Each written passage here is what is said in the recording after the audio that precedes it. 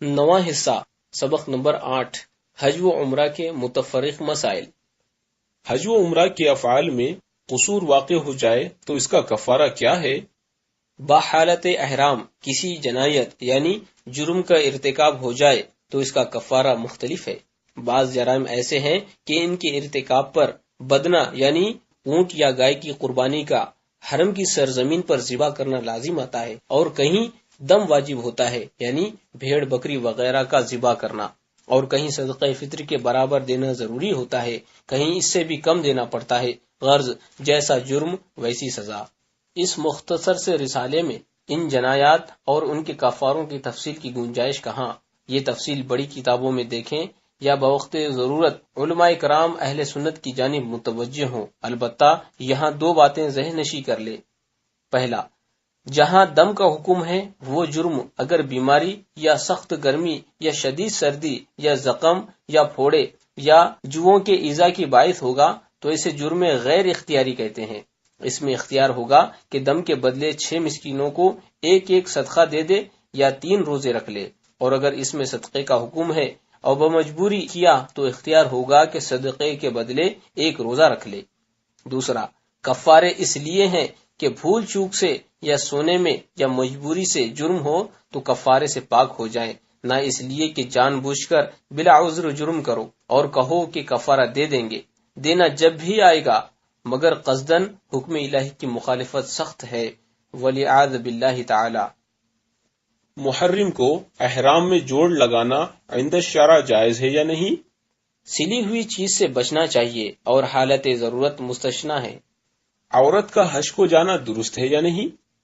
حج کی فرضیت میں عورت مرد کا ایک حکم ہے، جو راہ کی طاقت رکھتا ہو اس پر فرض ہے، مرد ہو یا عورت، جو ادا نہ کرے گا عذاب جہنم کا مستحق ہوگا۔ عورت میں اتنی بات زیادہ ہے کہ اسے بغیر شوہر یا محرم کے ساتھ لیے سفر کو جانا حرام ہے، اور کسی نیک پارسا خدا ترس بیوی کے ساتھ لگ جانا امام اعظم کے نزدیک کافی نہیں۔ لیکن اگر بغیر محرم کے چلی گئی اور حج کر لیا تو فرض ساقط اور حج مکروہ ہوا، اور اس فعل ناجائز کا وبال جدا کہ ہر قدم پر گناہ لکھا جائے گا۔ عورت خواہ جوان ہو یا بوڑھی، سب کا حکم ایک ہے۔ کسی کے والدین پر قرضہ ہے اور وہ اسے حج فرض سے روکتے ہیں تو کیا کرے؟ جبکہ یہ شخص اپنی ذاتی روپیے سے استطاعت رکھتا ہے تو حج اس پر فرض ہے، اور حج فرض میں والدین کی اجازت درکار نہیں، بلکہ والدین کو ممانعت کا اختیار نہیں، اس پر لازم ہے کہ حج کو چلا جائے اگرچہ والدین منع کریں، اور والدین پر قرض ہونا اس شخص پر فرضیت حج میں خلل انداز نہیں۔ صاحب استطاعت ہے تو حج اس پر فرض ہے۔ سرما میں احرام کی چادر کے اوپر کمبل وغیرہ کوئی اور کپڑا اوڑھ سکتا ہے یا نہیں؟ کمبل یا بانات یا اونی چادر وغیرہ بے سلے کپڑے اگرچہ 2-4 ہوں اوڑھنے کی اجازت ہے، بلکہ سوتے وقت اوپر سے روئی کا انگرکھا چغا لبادہ چہرہ چھوڑ کر بدن پر ڈال لینا یا نیچے بچھا لینا بھی ممنوع نہیں۔ حج اصغر اور حج اکبر کسے کہتے ہیں؟ حج اصغر عمرے کو کہتے ہیں کہ اس میں بھی طواف و سعی وغیرہ افعال حج ادا کیے جاتے ہیں، اور اس کے مقابل حج اکبر ہے جس میں ان افعال کے علاوہ وقوف عرفات و وقوف مزدلفہ اور مینا کے افعال داخل ہیں۔ وقوف عرفات یعنی ذی الحجہ کی 9ویں اگر جمعہ کو ہو تو یہ بھی حج اکبر ہے یا نہیں؟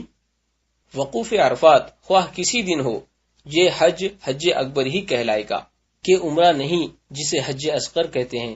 البتہ اگر حسن اتفاق سے اس تاریخ کو جمعہ میسر آ جائے تو زہ نصیب حج میں 4 چاند لگ جاتے ہیں۔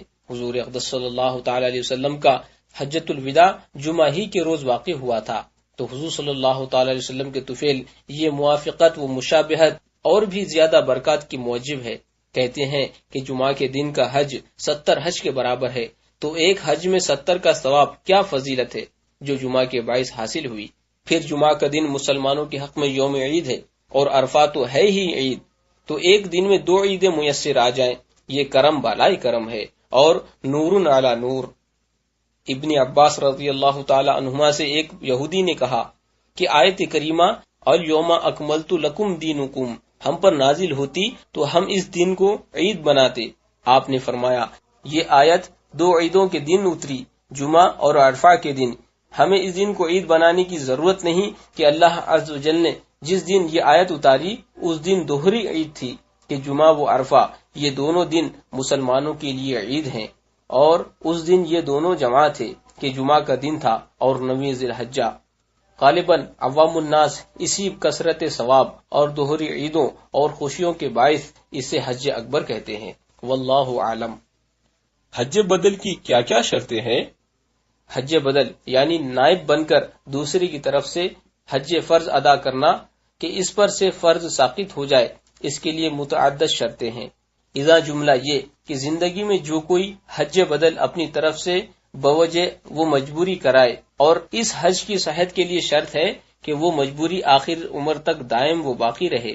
اگر حج بدل کرانے کے بعد مجبوری جاتی رہی اور بذات خود حج کرنے پر قدرت پائی تو اس سے پہلے ایک یا جتنے حج بدل اپنی طرف سے کرائے ہوں سب وہ ساقط ہو گئے، حج نفل کا ثواب رہ گیا، فرض ادا نہ ہوا۔ اب اس پر فرض ہے کہ خود حج کرے۔ باقی شرائط کی تفصیل بڑی کتابوں سے معلوم ہوگی۔ میت کا حج بدل کرنے والے کو خاص مکہ معظمہ میں وہاں کا زمانے حج کا خرچ دے کر مقرر کر لینا کافی ہے یا نہیں؟ اس قسم کے جو حج بدل کرائے جاتے ہیں ان سے فرض تو اتر سکتا نہیں۔ حج عبادت بدنی اور مالی دونوں سے مرکب ہے۔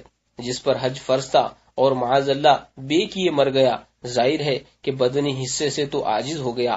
رب عز و جل کی رحمت ہے کہ صرف مالی حصے سے اس کی طرف سے حج بدل قبول فرماتا ہے، جبکہ وہ وصیت کر جائے، اور رحمت پر رحمت یہ کہ وارث کا حج کرانا بھی قبول فرمایا جاتا ہے۔ اگرچہ میت نے وصیت نہ کی تو حج بدل والے کو اسی شہر سے جانا چاہیے جو شہر میت کا تھا، کہ مالی صرف پورا ہو، مکہ معظمہ سے حج کرا دینا اس میں داخل نہیں، رہا ثواب تو اس کی امید بھی بخیر ہے۔